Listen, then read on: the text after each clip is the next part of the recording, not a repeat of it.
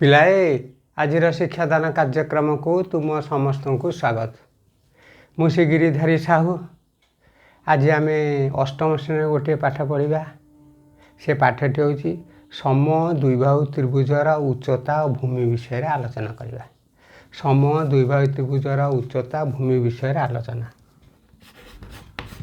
सम द्विबाहु त्रिभुजर उच्चता भूमि विषय आलोचना आम करवा। प्रथम कौन करवा गोटे चित्र अंकन करवा। ताहा सम द्विबाहु चित्र हो। बर्तमान सम द्विबाहु त्रिभुजटी अंकन कर। सम द्विबाहु त्रिभुज आर ना दियो A B C. A B सहित ए सी समान। से लिखा ए बी सी गोटे सम द्विबाहु त्रिभुज। ए बी सी वाला सम द्विबाहु त्रिभुज।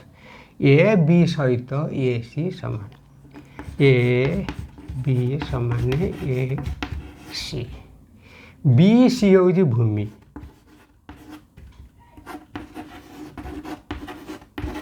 बी सी है तुम्हारा भूमि। बर्तमान लक्ष्य कर पिलाए सम द्विबाहु त्रिभुजर भूमिर विपरीत शीर्षबिंदु अंकित लंब।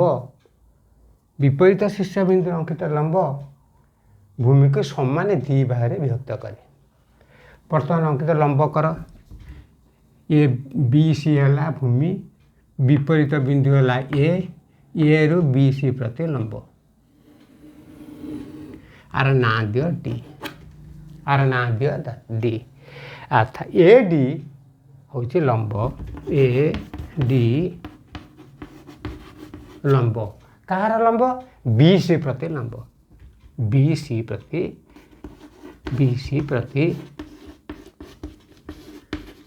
लंब है। बी सी भूमिर विपरीत शीर्षबिंदु ए रु बी सी प्रति ए डी लंब। ए डी है लंब क्या प्रति बी सी प्रति लंब। बर्तमान कौन कर लक्ष्य कर पिलाए कौन हो A B A C. A B समान ए सी। ए बी और ए सी को एक धर तार्थ आपको एक धर ए बी को एक धरले ए सी को एक धर। बी सी को बी एकक। बी सी को बी एकक है। जदि आपको बी एकक धरले तापर कौन कौच पिला माने तुम्हें लक्ष्य कर। बी डी समान डी सी। बी डी समान बी डी समान डी सी। डी सी तुम्हें जानिछ भूमिर विपरीत शीर्षबिंदु अंकित लंब भूमि को समान दी विभक्त करे। एटा समान है। बी सी जदि 10 सेमी हुए ताहले B D 5 semi D C 5 semi है। तार्थ कौन है जे बी डी समान डी सी। अच्छा बर्तमान लक्ष्य कर पिला ये जो कोणटा हूँ तुम 90 डिग्री। देख ए डी सी कोण ए डी सी कोण हूँ तुम्हारा 90 डिग्री। ए डी सी कोण तुम हूँ तुम्हारा 90 डिग्री। तार्थ बी डी समान डी सी। बी डी सहित डी सी समान।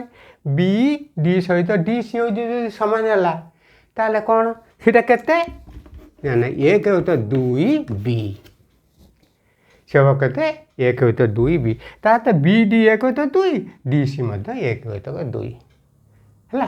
ये बुझी सारा पर आम टॉपिक को आसवा। लक्ष्य कर पिला बर्तमान निभे देवा।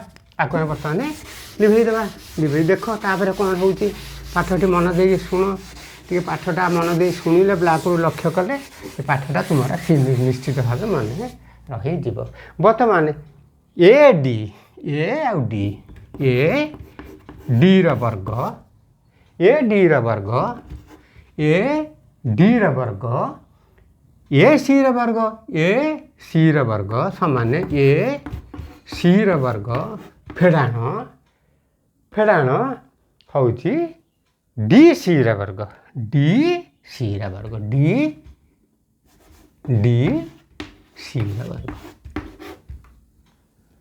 है बर्तमान सीरा उपस्थापन कर बी डी हूँ के ए स्क्वायर फेड़ाण एक तक दुई बी वर्ग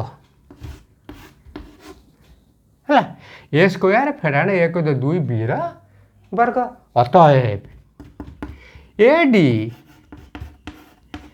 एडी टा हूँ के ए स्क्वायर फेड़ाण एक तो चार बी वर्ग ए स्क्वायर फेड़ाण एक तो चार बी वर्ग बी वर्गर रूट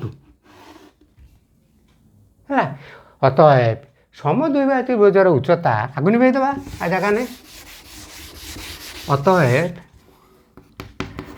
सम दुई बाहु त्रिभुजर उच्चता उच्चता केते ए डीटा हूँ उच्चता उच्चता समान ए स्क्वायर फेड़ाण ए स्क्वायर फेड़ाण बी बाई टू वर्ग ए स्क्वायर फेड़ाण बी बाई टू वर्ग समान कौन है समान बाहुर दैर्घ्यर वर्ग फेड़ाण अर्धभूमिर दैर्घ्यर वर्गर रूट समान बाहुर दैर्घ्य ये लिखिद समान बाहुर दैर्घ्य फेड़ाण दैर्घ्यर वर्ग फेड़ाण अर्धभूमिर दैर्घ्यर वर्ग अर्धभूमिर